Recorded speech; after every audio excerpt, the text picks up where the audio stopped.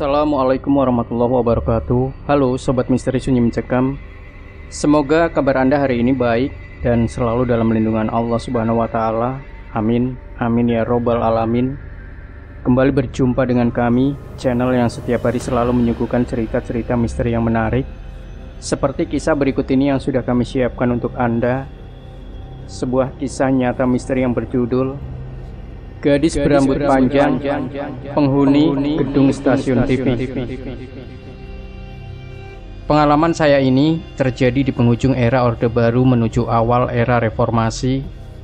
Saat itu, berbagai stasiun berita TV Indonesia yang ada di Jakarta sedang sibuk-sibuknya meliput dan memberitakan rangkaian unjuk rasa akbar para mahasiswa yang menduduki gedung DPR RI. Ada juga soal kerusuhan rasial yang sangat masif di berbagai wilayah kota metropolitan, hingga berakhir dengan lengsernya Bapak Presiden Soeharto. Saat itu saya masih bekerja di divisi pemberitaan salah satu stasiun TV Indonesia yang cukup terkemuka.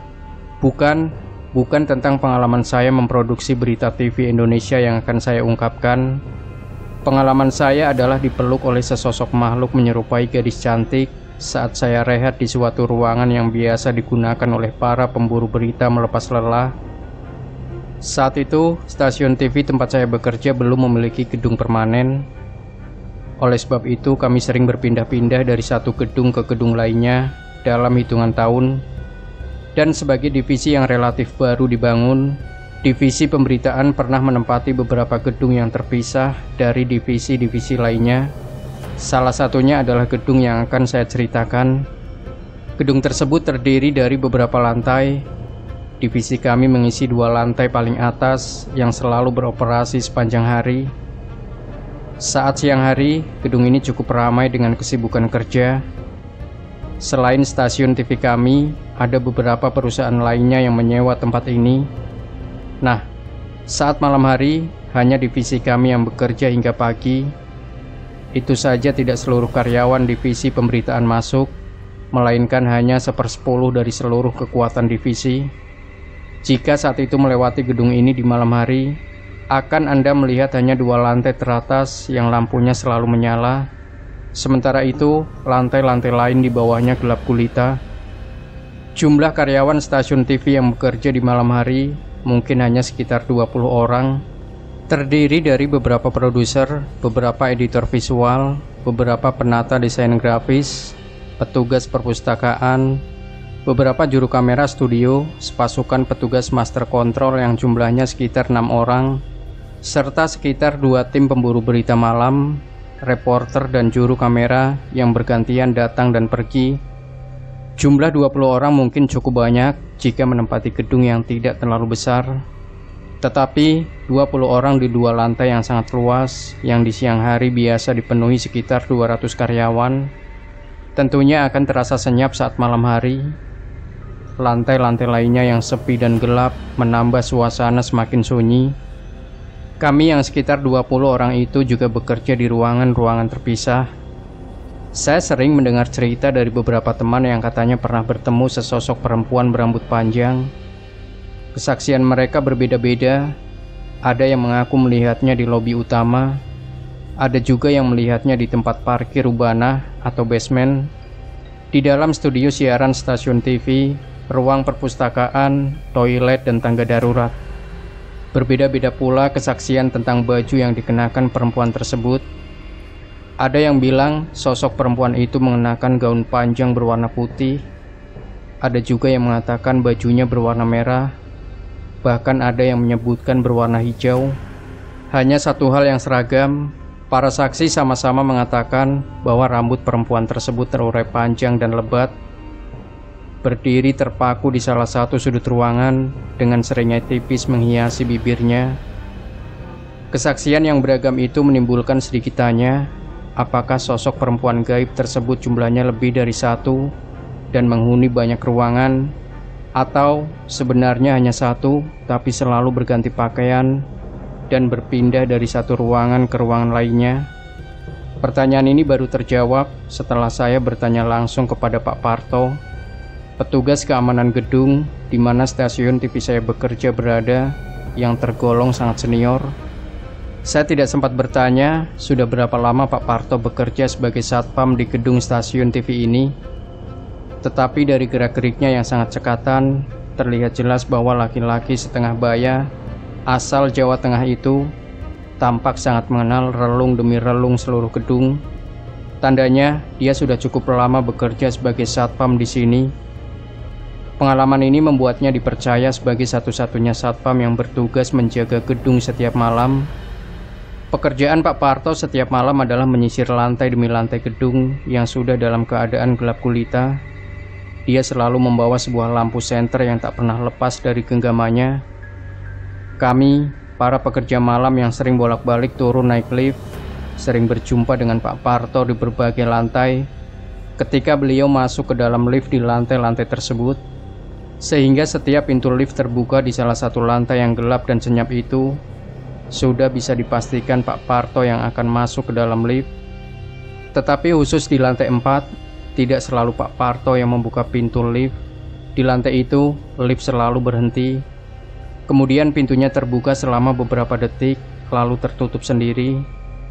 Seakan ada orang yang masuk ke dalam lift, padahal tidak ada orang di sana. Bisa dibayangkan betapa mencekamnya suasana seperti itu bila hanya Anda sendiri yang berada di dalam lift.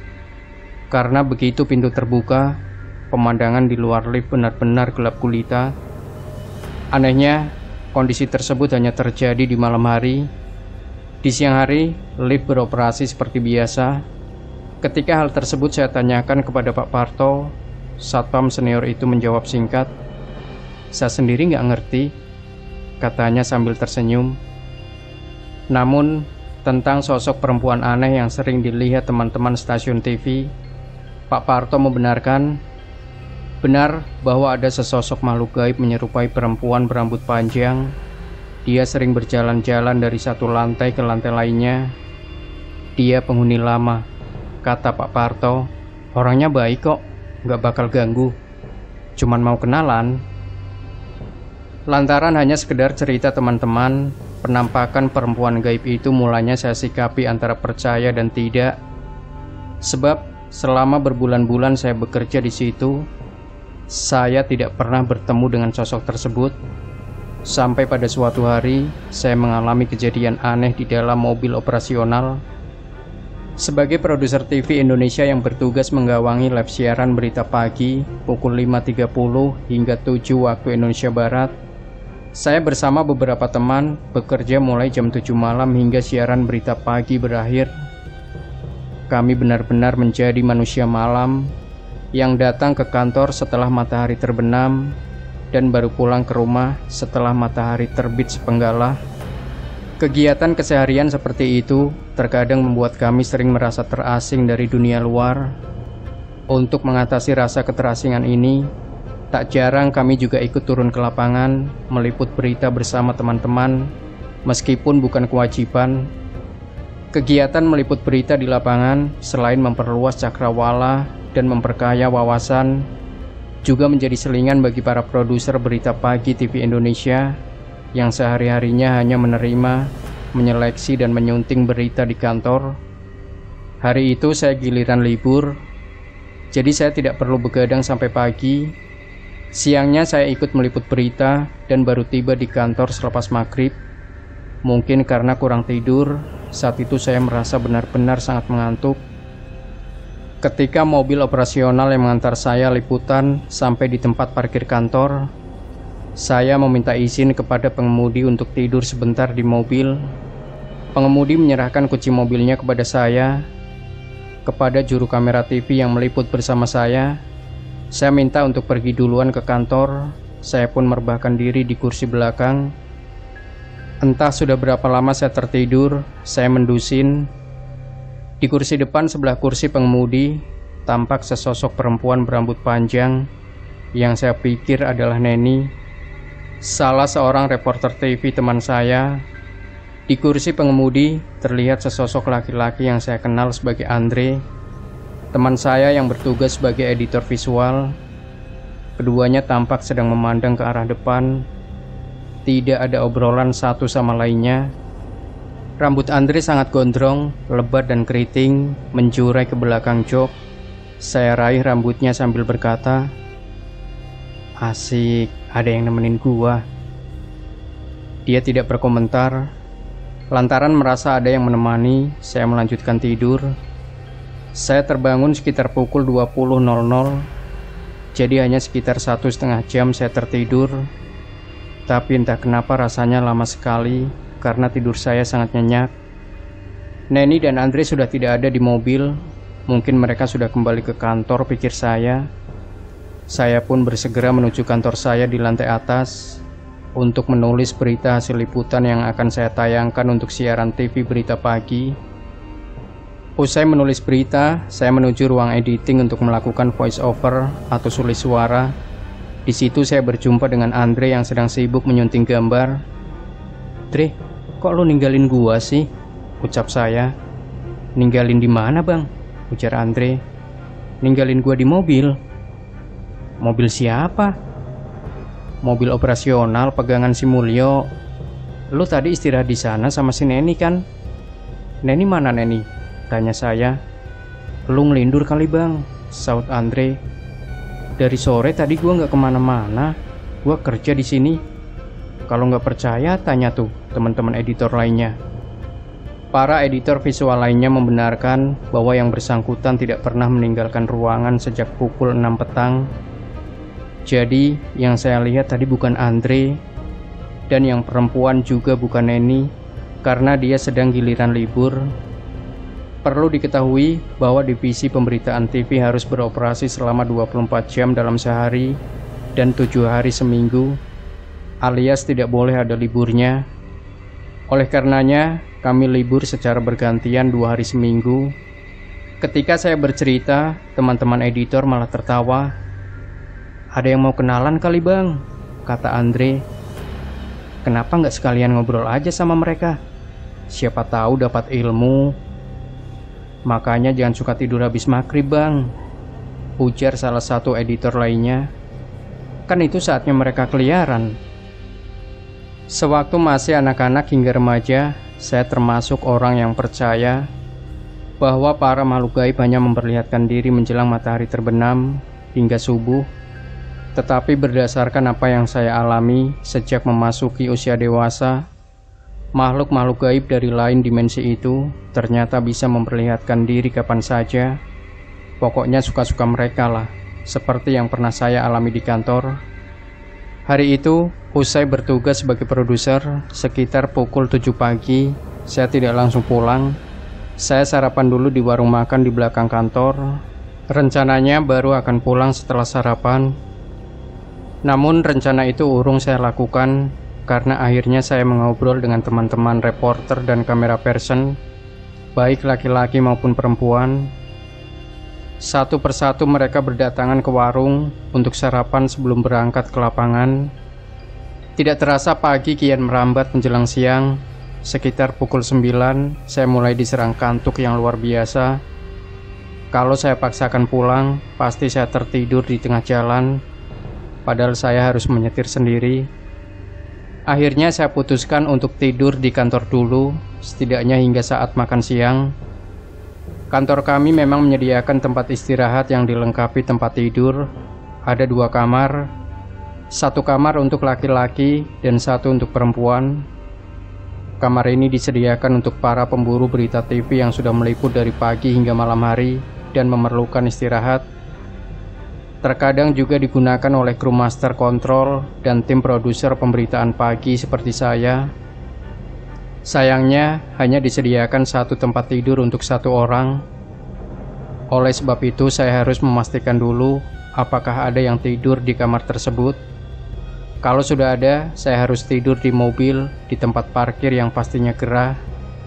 Saya beruntung hari itu, tempat tidur kosong dan sepertinya tidur saya sangat nyenyak karena saya tidak bermimpi. Saya terbangun dalam kondisi segar dengan posisi tubuh seperti saat mengawali tidur, yakni miring ke kanan. Tapi ada yang aneh. Saya merasa ada tubuh halus mendekap tubuh saya dengan tangan melingkar memeluk pinggang. Yang muncul dalam bayangan saya adalah seorang reporter TV dan presenter cantik yang diam-diam mengagumi saya. Namun saya tidak bisa menebak reporter atau presenter yang mana, karena reporter dan presenter wanita kami rata-rata cantik sih. Saya pegang tangannya, tangan gadis, halus, jari-jarinya ramping dengan kutek merah di setiap kukunya. Perlahan saya menoleh ke belakang. Gadis itu mengenakan gaun panjang pesta berwarna hijau, tapi wajahnya tidak terlihat jelas karena tertutupi sebagian rambutnya yang panjang. Saya mulai sadar, para reporter TV dan presenter wanita tidak pernah ada yang datang ke kantor mengenakan gaun pesta di hari kerja. Mereka biasa datang ke kantor dengan baju kerja. Bahkan ketika menyampaikan berita di studio, meskipun disediakan wardrobe khusus untuk para presenter, wardrobe tersebut juga tetap bernuansa formal. Lalu siapa yang sedang memeluk saya ini? Sedikit pun saya tidak berpikir bahwa gadis yang memeluk saya itu adalah makhluk dari dimensi lain. Ya, karena hari masih siang dan kondisi di luar kamar cukup ramai dengan teman-teman yang sedang bekerja, saya lalu mencoba membangunkan gadis itu. Gadis itu bangun lalu melayang di udara. Dia mengitari ruangan dengan suara berdesir dan keluar menembus jendela yang tertutup rapat. Sebelum menembus jendela, dia sempat melirik ke arah saya sambil tersenyum. Saat itulah saya baru teringat pada cerita tentang penampakan perempuan berambut panjang. Terkadang dia mengenakan gaun berwarna merah, putih, dan hijau di berbagai bagian kantor TV kami. Rupanya dia senang mendatangi karyawan yang sedang sendirian, tidak peduli pagi, siang, atau malam. Saat itu baru pukul 10 pagi, jadi hanya sekitar 1 jam saya tidur di ruang istirahat. Apakah selama itu pula perempuan berambut panjang itu memeluk saya? Stasiun TV Indonesia tempat saya pernah bekerja sudah sejak 2006 memiliki gedung permanen. Gedungnya megah dan mewah, berdiri di salah satu pusat keramaian Jakarta. Sementara itu, gedung yang saya ceritakan ini masih beroperasi. Masih ada perusahaan yang menyewa karena letaknya strategis. Saya hampir selalu melewati gedung ini setiap berangkat dari Tangerang menuju Jakarta dan sebaliknya. Sama seperti sewaktu saya bekerja di gedung ini dulu, suasana di siang hari tampak ramai penghuni. Hal ini terlihat dari banyaknya mobil yang terparkir di halamannya. Tetapi di malam hari, bekas gedung kantor stasiun TV Indonesia itu gelap gulita. Sepertinya tidak ada lagi kantor yang beroperasi di malam hari. Pengalaman saya bersinggungan dengan gadis berambut panjang dan bergaun hijau di gedung tersebut belum lama ini saya ceritakan kepada teman saya.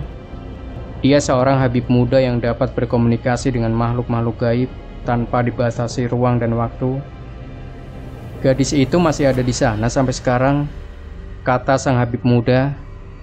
Dia memang penunggu tempat tersebut. Sosok makhluk yang cukup baik.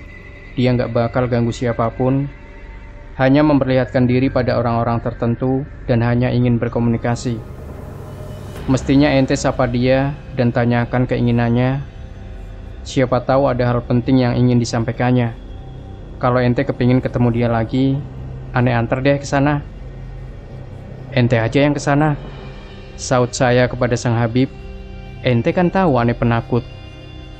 Saya tidak mau membayangkan si gadis cantik itu melambai dari lantai atas bekas gedung kantor saya. Seram. Demikian Sobat Misteri Sunyi Mencekam. Tinggalkan komentar Anda, like, share video ini, subscribe channel Sunyi Mencekam, dan nantikan kembali cerita-cerita misteri terbaru dari kami. Wassalamualaikum warahmatullahi wabarakatuh.